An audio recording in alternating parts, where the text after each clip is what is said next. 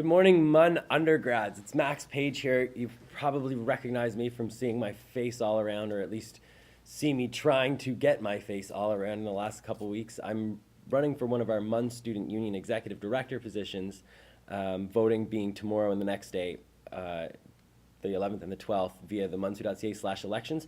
But this morning, I'm not going to speak about my campaign necessarily, but what I'd like to do is share a story with you all, the student body, a story that kind of motivates me and makes me excited and crazy, and it makes me be proud to belong to MUN, and it also identifies the power of what students can do at this campus.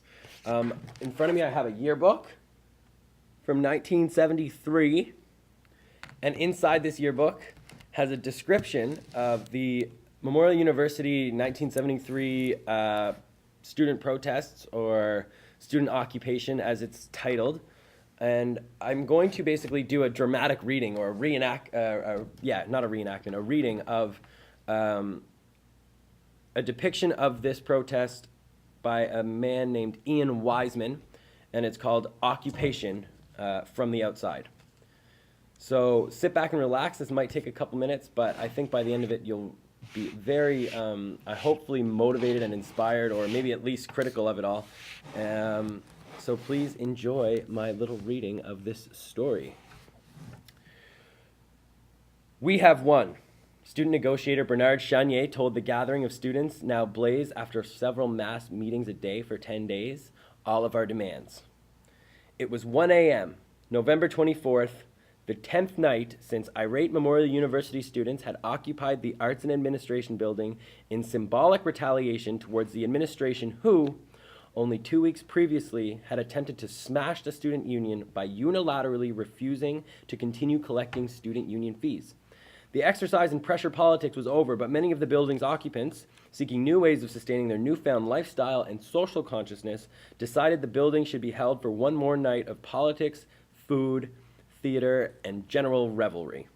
And so, with the timely excuse of Newfoundland's first blizzard of the season, over 100 students spent one last nostalgic night in their temporary living quarters before cleaning and vacating the premises the following morning.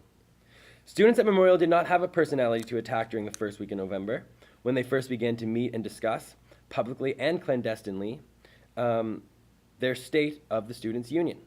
They soon discovered, however, that they had issues: lack of student housing, a food catering monopoly in unanimous disfavor, academic issues ranging from grade cutting to course irrelevance, and the refusal of the administration to provide a long-promised student union building. A series of seminars and general student meetings consolidated support for these issues, leading to strategic sessions for a possible boycott of classes. The actual council of the student union was in a state of disrepair at the time, with internal bickerings over a badly managed cooperative housing deal. The student president, to further the chaos, had tendered his resignation. Seizing the moment, University President Lord Stephen Taylor made his second political blunder, more on the first one later, in 6 months. He personally called a press conference to announce that the administration would no longer collect compulsory student union dues. His reason, the incompetence of the student council of the students' union. Taylor had misread the roots of the student unrest and misgauged the extent of it. The leader of the boycott movement, almost entirely non-counselors, were also unhappy with the student council. And now, ready for action, they had an opponent, the Lord Taylor.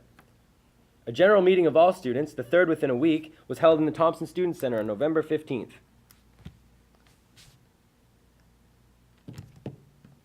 The first day of classes following midterm break. Having planned the format in advance, a group of organized students built the meeting up to a crescendo for 30 minutes as they monopolized the microphone and discussed the issues of free collection. Then Bernard Chenier, one of the student leaders and a volatile speaker, worked with the 3,000 students in an emotional frenzy and extorted them to join him in an occupation of the administration building. Within minutes, 1,500 students had invaded the building, closing offices, sitting in others, and slowly bringing all work to a halt. Taylor himself, surrounded by an escort of engineering students, showed up at his office momentarily, long enough to poke one person with his umbrella and realize that he could not control the situation. He left immediately. Here, then, was a vacuum.